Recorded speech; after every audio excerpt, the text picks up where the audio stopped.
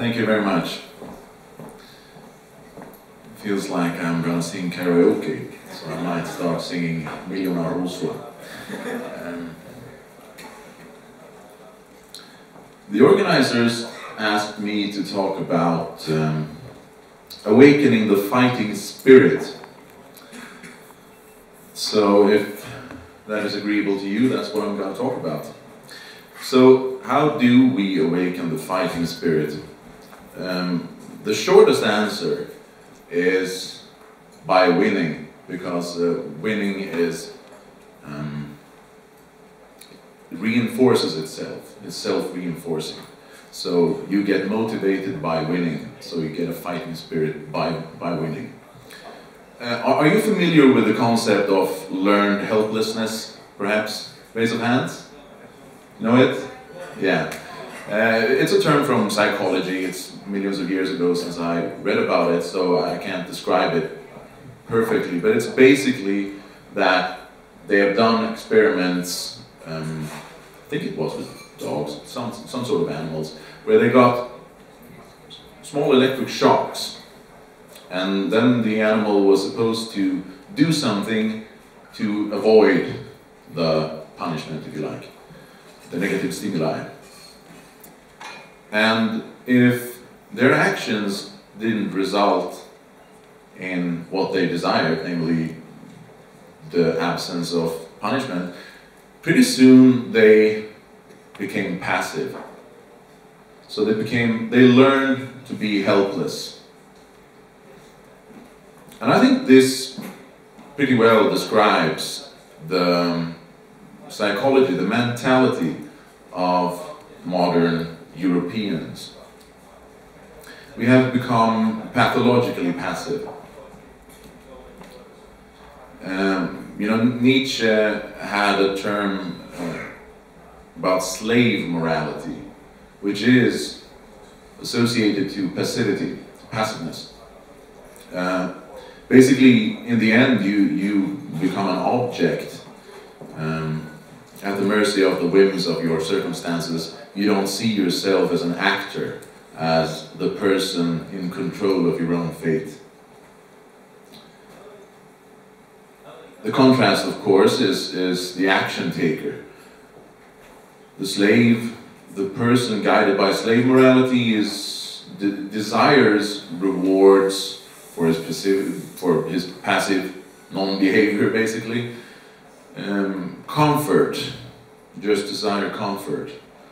Whereas the master morality will lead you, is guided by taking pleasure in taking action. And we have become passive, and we have come to see ourselves as objects, victims, rather than subjects, rather than in control of our own destiny, basically.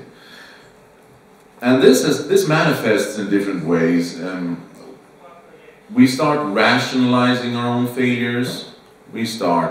Some people start believing in massive conspiracy theories, that we are at the mercy of all evil, all-powerful elites who control everything in detail. And in the end, you end up in the matrix. You don't even move, basically. You just focus on expanding the conspiracies that make you a victim. So you can rationalize your own failure like that. Puts you in the frame of mind of a spectator in politics and life, not as an actor. Another example is, for example, in the nationalist movement, some types of philosophies have become popular, like Julius Evolas' Apoliteia, to abstain from participating in politics, because that is the hallmark of the true aristocrat, that you don't do anything, you just save your own soul, basically. Aristocrats of the soul. You're an aristocrat of the souls because you are better than the people who actually do something for the ordinary man. You're more sophisticated than that. That type of rationalization. Another is Ernst Jünger's anarch. He's an anarch. He can detach his soul from being tainted by what's around him, so he doesn't have to save his people. He can just, well, he can save his own soul, because he can live in the world but be detached from these types of stupid rationalizations, like belief in a desire for magical powers. These are types of escapism that are even worse than, for example, just watching Netflix or playing video games, because people who are doing that are actually conscious of themselves wasting time. These are sort of philosophies or states of mind that rationalize and even claim that you are better than the people dealing with the riff-raff, people dealing with the tainted real world. So the first thing we have to do in order to awaken the fighting spirit, of course, is to realize that we have to start fighting and start rationalizing our own passivity, passive mental states. The second step is to realize how we should fight. And at the end of the day, we are not as guided by reason and intellect and moral considerations and weighing facts, pro and con. You know, there's a mythology that human beings are rational and they look at what's true or false, what's right or wrong, and then they do what's right. The fact is that we are far more guided by, what's it called, the negative and positive stimuli, the conditioning, that's the word I was looking for. Conditioning, the sort of Pavlovian conditioning. Your behavior is guided by what you're rewarded for and what you are punished for. And this can be proven by the fact that it doesn't matter what we think, as long as we don't enforce it through positive and negative stimuli. The peoples all over Europe, the entire population of Europe has been the victim of mass immigration for many, many decades, and the absolute massive majority has been against that. But that hasn't mattered, because their thoughts, the world isn't guided through telepathy, it's guided through actual actions. And what we need to do in order to utilize the knowledge of positive and negative stimuli and conditioning is to learn from other ethnic groups, other ethnic interest groups, ethnic lobbies. And the most powerful ethnic lobby in the world is the Jewish lobby in America, of course. What they have that we don't have are organizations like the ADL, the SPLC, so that they can enforce their own sensibilities. If someone does something against their interest, they are ready to attack at any time.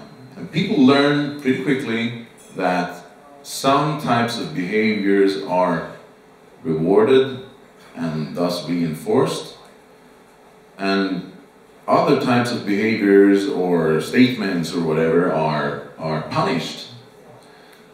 Those types of statements will disappear. And we have nothing of the kind. We have publications. That's obviously I organize events like this, so I recognize the value of intellectual work. So that's not the point I'm making. I'm making the point that we need to start doing things. And the one thing that we would need are actually organizations like that. We need to have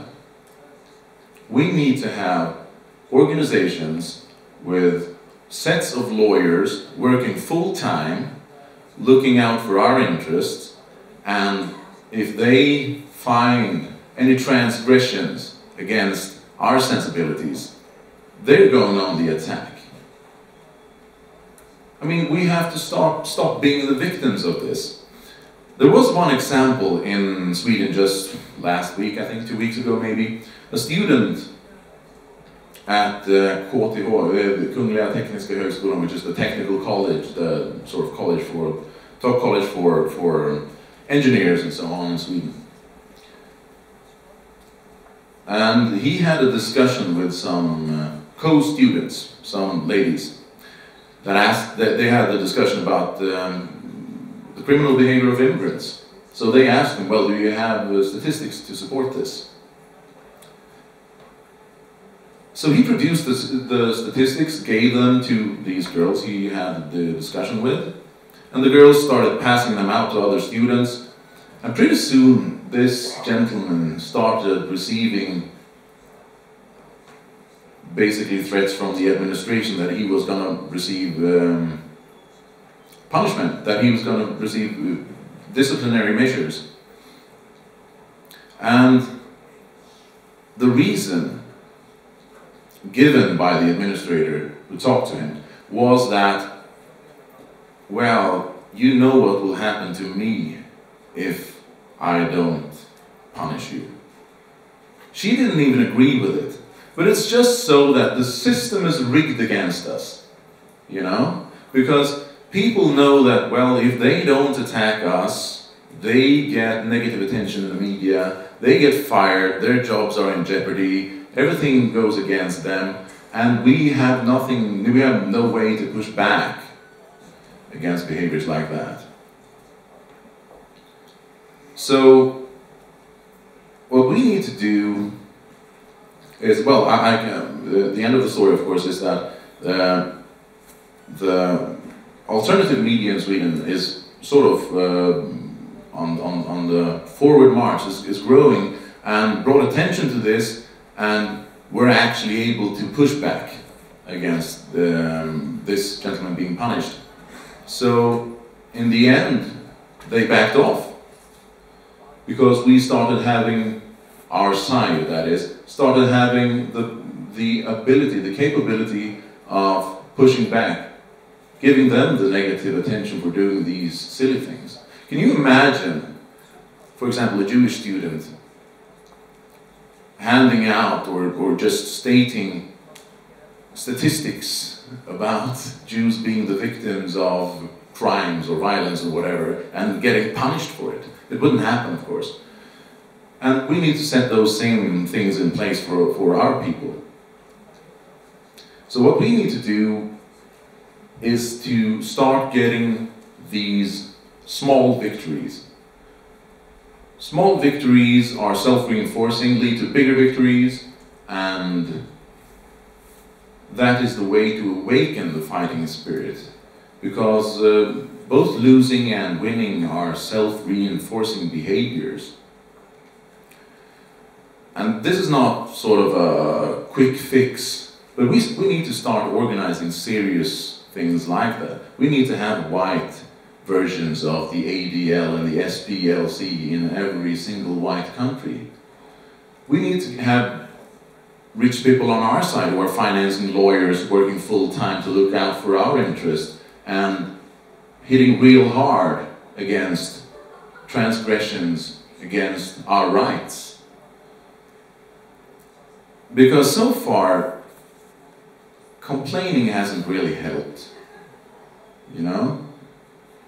We see ourselves as at the mercy of hostile peoples, which we are, until we start doing things about it.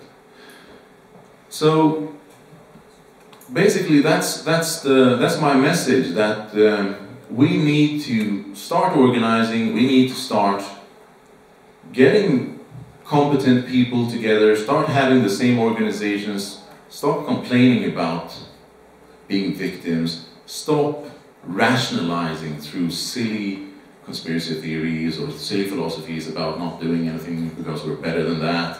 So we need to start taking ourselves seriously and start fighting back. Thank you very much.